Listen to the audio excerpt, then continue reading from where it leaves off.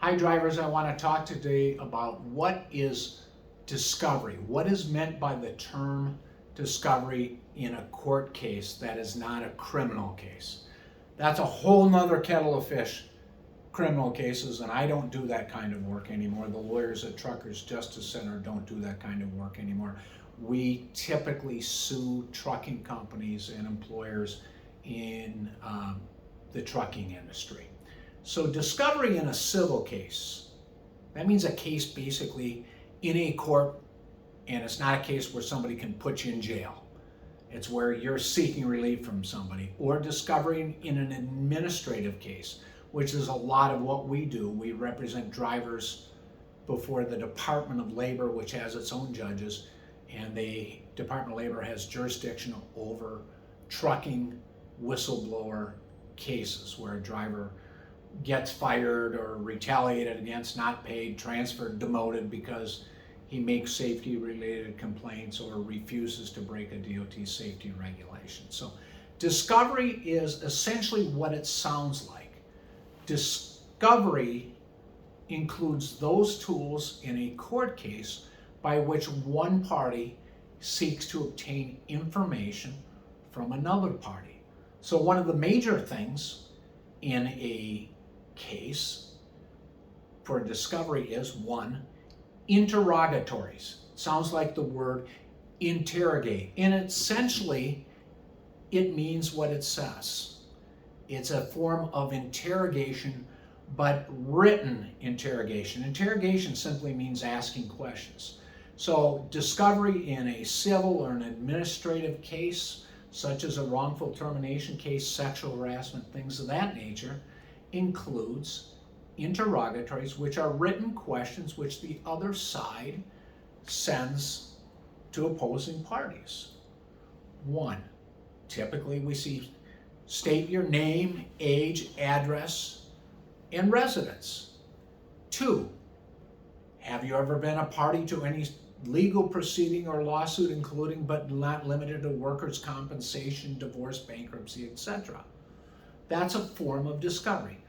It's an interrogatory. Two, a second tool for discovery in a civil or administrative case is a deposition. A deposition is where somebody sits as a witness in a chair, like what's to my right, and there are one or more attorneys in the room. Typically, the person who's sitting in the chair, his or her attorney, and a lawyer from an opposing side or even the same side who would ask that person questions.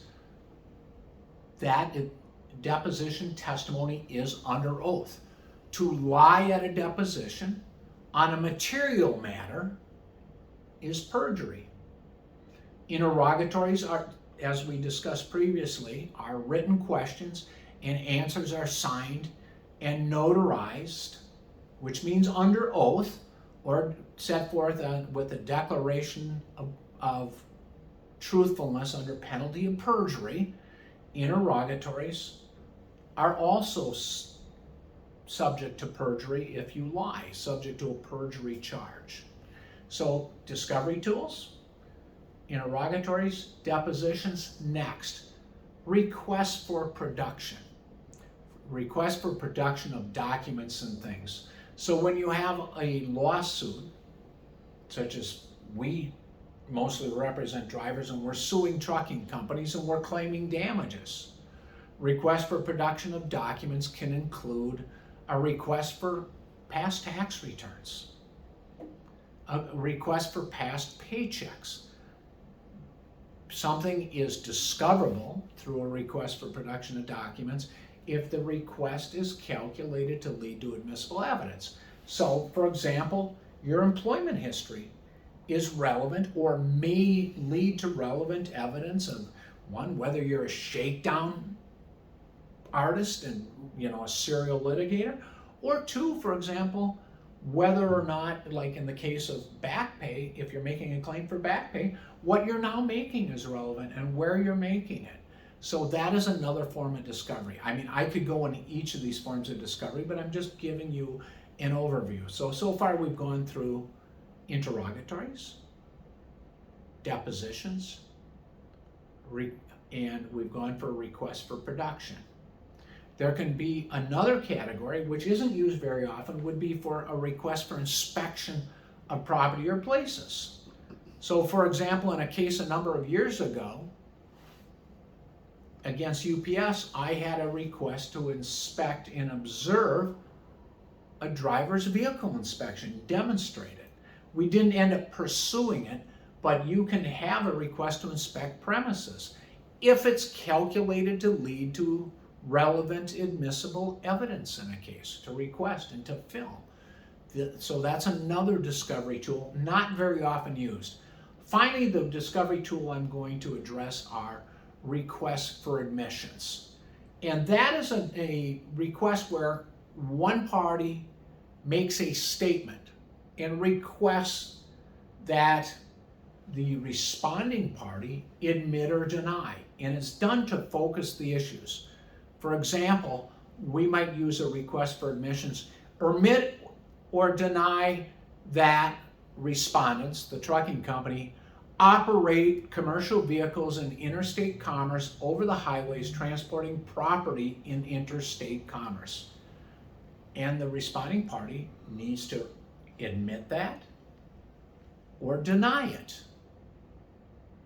If it's admitted, it's pretty much narrowing the issue. Of course, there can be objections to discovery, like an objection might be it invades the attorney-client privilege. Can't do that. Or a discovery if it is seeking attorney work product. Typically that's objectionable, although there are some exceptions. The one thing to remember when you bring a lawsuit and there is discovery, generally your life is an open book.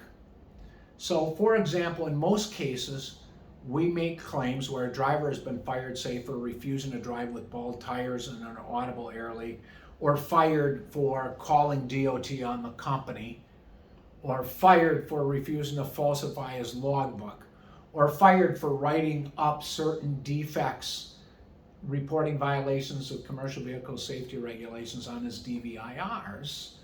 We make claims for mental pain and emotional distress. Almost always, because we know that a firing is painful. Now, if you're fired after working at a company for 1 week and you're out of work 1 week, then the mental pain claim isn't as great as if you worked for a company for 25 years and they fired you and you're out of work for 2 years before you can find something substantially equivalent. But in any event, if you make a claim in a case for mental pain and emotional distress, your life becomes an open book. And an employer's attorney is entitled in a case to explore other things that have caused you stress. And they can ask you things about your psychological history. They can ask you for your medical records. Now, there are things that protect that stuff from being furnished to the public. But when you make a claim for emotional pain and mental distress, your divorce history, your girlfriend history, your boyfriend history, financial history does generally become an open book, because the company can say, it's not this firing of Mr. Jones that caused his mental pain and emotional distress. It's because, mommy set him on the potty seat backwards when he was a baby trying to toilet train him. I'm being a little sarcastic and a little facetious, but it's something to expect in a court case. Any court case that we or other lawyers would bring for you, particularly in the employment sphere, that a lot of things are discoverable. Past lawsuit history, even criminal history down to speeding tickets, etc. Usually those aren't an issue, but the court rules allow generally for very, very broad discovery, so long as there's something calculated in those discovery requests that would lead to admissible evidence. There are spousal privileges, which doesn't apply between you and your girlfriend. It requires a marriage, okay? And two, there's attorney-client privilege. But generally, discovery in a case is fair game. So, be prepared. We're happy if you consult with us about a potential case, but be prepared to work in a case. In any case we bring, the driver needs to be personally involved and invested in his own case. And part of that is working with us on discovery. Now, if this video is completely confusing to you, because I do most of these off the cuff, either watch it again, and if it's still confusing, let me know in the comments, and I'll break it down and perhaps redo these videos. Thanks a lot for watching.